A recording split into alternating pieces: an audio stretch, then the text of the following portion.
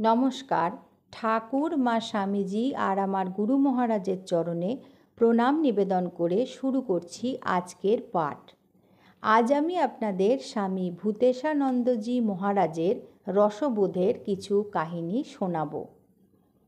পূজ্যপাদ স্বামী ভূতেশানন্দজিকে যারা খুব কাছ থেকে দেখার সুযোগ পেয়েছেন, মহারাজের রসবোধ তাদের আপ্লুত না করে পারেনি। তাঁর হাস্যরসের ফুলঝুরির উদ্ভাস তাঁর সান্নিধ্যে আসা সকলকে যেন হাসির জোয়ারে ভাসিয়ে নিয়ে যেত। তবে একটা কথা, এ কিন্তু ঠিক হিউমার বা জোকস বলে ক্ষণিকের হাসানো নয়। হাসির ফোয়ারা থামলে লক্ষ্য করতাম বিরাজ করত শান্ত সমাহিত এক গভীর নিস্তব্ধতা, যেটি টের পাওয়ানোর জন্যই হয়তো এরকম দম ফাটানো হাসির হিল্লোল কল্লোলের আয়োজন। দেখেছি কোনো অসুস্থতা অথবা শারীরিক যন্ত্রণা তার স্বাভাবিক সৌম্যতা ও রসপ্রীতিকে কখনো এতটুকুও ক্ষুণ্ণ করতে পারেনি। সব সময় নিজে আনন্দে থাকতেন, তার কাছাকাছি যারা এসেছেন বা থেকেছেন তাদেরও আনন্দে ভাসিয়েছেন। এখানে আমরা তাঁর বলা অসাধারণ রসপূর্ণ কিছু ঘটনা, গল্প ও কথা স্মরণ করার চেষ্টা করব। ঠাকুরের সন্তানদের স্মৃতিচারণ এবং পুরনো দিনের কথা প্রসঙ্গে মহারাজ মাঝে মাঝেই অনেক হাস্যরসে ভরপুর ঘটনা বলতেন। সেই রকমই তিনি একটি ঘটনা বলছেন। মহাপুরুষ মহারাজ রসিকতাও খুব করতেন। একবার মঠে অনেকগুলো কম্বল এসেছে। মঠের ম্যানেজার প্রিয়দা স্বামী আত্মপ্রকাশানন্দ সেগুলি মহাপুরুষ মহারাজের কাছে নিয়ে গিয়ে দেখাচ্ছেন। মহারাজ দেখে খুশি হয়ে বলছেন, বেশ বেশ, সাধুদের এক একজনকে এক একখানা করে কম্বল দাও। প্রিয়দা বললেন, না মহারাজ, এগুলি এসেছে গরিব দুঃখীকে দেওয়ার জন্য। সঙ্গে সঙ্গে মহাপুরুষ মহারাজ বললেন, ও সাধুরা বুঝি বড় লোক? আর একদিনের ঘটনা, আমরা এক একজন করে মহাপুরুষ মহারাজের ঘরে ঢুকছি। যেই ঢুকছে মহারাজ জিজ্ঞাসা করছেন, কে? অমনি সে বলছে, আমি অমুক মহারাজ। মহারাজ সঙ্গে সঙ্গে তার সুরে সুর মিলিয়ে বলছেন, ও তুমি অমুক মহারাজ। দ্বিতীয় ও তৃতীয় জনের ক্ষেত্রে মহারাজ একই রকম বললেন। আমি ঢুকতেই মহারাজ যথারীতি জিজ্ঞাসা করলেন, কে? আমি কিন্তু উত্তর দিলাম, মহারাজ আমি অমুক। এবারে মহারাজ আমার সঙ্গে সেভাবে বলতে না পেরে সকলকে বলছেন, দেখো ওর কি বুদ্ধি, ও আগে মহারাজ কথাটা বলে বলল আমি অমুক। মহাপুরুষ মহারাজ ছিলেন এমনই মজার মানুষ। একবার তাঁর মহাপুরুষ মহারাজের জন্মদিনে একজন ছবি তুলতে এলে মহাপুরুষ মহারাজ বলেছিলেন, নিরাকারের আবার ছবি?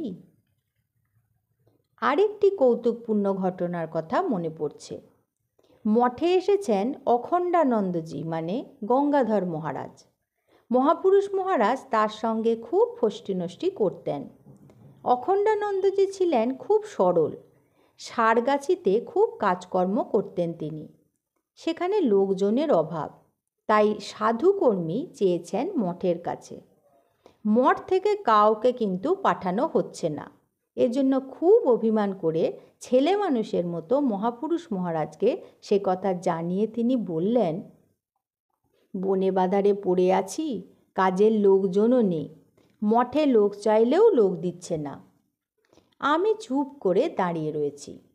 হঠাৎ মহাপুরুষ মহারাজ আমাকে দেখিয়ে অখণ্ডানন্দজিকে বললেন, দেখো এই ছেলেটি খুব ভালো, একে তোমার সঙ্গে ওখানে নেবে তো নিয়ে যেতে পারো। ভালো আর মন্দ একটা পেলেই হয়। কিন্তু ও তো কলকাতার ছেলে, রাতে লুচি খাওয়ার অভ্যেস, ওকে নিয়ে গেলে রাতে কিন্তু লুচি খাওয়াতে হবে। অখণ্ডানন্দজি গজগজ করে মৃদু স্বরে বললেন, হ্যাঁ, নিজেরই ডাল ভাত খেয়ে কোনো রকমে কাটছে, তা আবার রাতে লুচি খাওয়াতে হবে। একটু চটেছেন দেখে মহাপুরুষ মহারাজ রসিকতা করে আবার বলছেন, তাছাড়া ওর খুব শাস্ত্রচর্চা করারও আগ্রহ, পড়তে শুনতে ও খুব ভালোবাসে। তোমার ওখানে নিয়ে গেলে একজন পণ্ডিত রেখে ওকে শাস্ত্র পড়াতে হবে কিন্তু। এবার অখণ্ডানন্দজি একেবারে তেলে বেগুনে জ্বলে ওঠে, গর্জে উঠলেন, দরকার নেই আমার সাধুকর্মীর।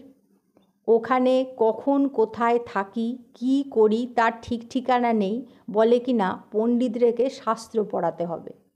এই কথা বলে মহাপুরুষ মহারাজকে প্রণাম করে ঘর থেকে হন হন করে বেরিয়ে গেলেন। মহাপুরুষ মহারাজ দিব্যি হেসে বললেন, দেখলি গঙ্গাকে কিরম চটালাম। মহাপুরুষ মহারাজের অসাধারণ সংযম ছিল। তেল মশলা বর্জিত একটা বিস্বাদ ঝোল ছিল তার অন্যতম প্রধান খাবার। তার গুরু ভাইয়েরা সেইটির নাম দিয়েছিলেন মহাপুরুষের ঝোল। বেলুড় মঠে তাকে সেটি তৃপ্তির সঙ্গে নিত্য খেতে দেখেছি। শুনেছি কাশীতে থাকতেও তিনি এই ঝোলটাই খেতেন, তাই কাশীতে এর নাম কাশীর ব্রহ্মঝোল। এই ঝোলটি সম্পর্কে বেশ একটি পরিহাসপূর্ণ শাস্ত্রীয় ব্যাখ্যা কাশীতে প্রচলিত আছে। আমরা চন্দ্র মানে স্বামী নির্ভয়ানন্দ মহারাজের কাছে সেটি শুনেছি। হাস্যরসে ভরপুর সে প্রসঙ্গ কত আশ্রমে রাতে প্রসাদ খাওয়ার পর সাধু ব্রহ্মচারীদের আড্ডাতেও করেছি। আজ এই পর্যন্তই। পরবর্তী পর্বে আমি আপনাদের এরকম আরও অনেক হাসির গল্প নিয়ে হাজির হব। ঠাকুর মা স্বামীজি আর আমার গুরু মহারাজের কাছে আপনাদের সর্বাঙ্গীন মঙ্গল কামনা করি। আপনারা ভালো থাকুন, সুস্থ থাকুন। নমস্কার।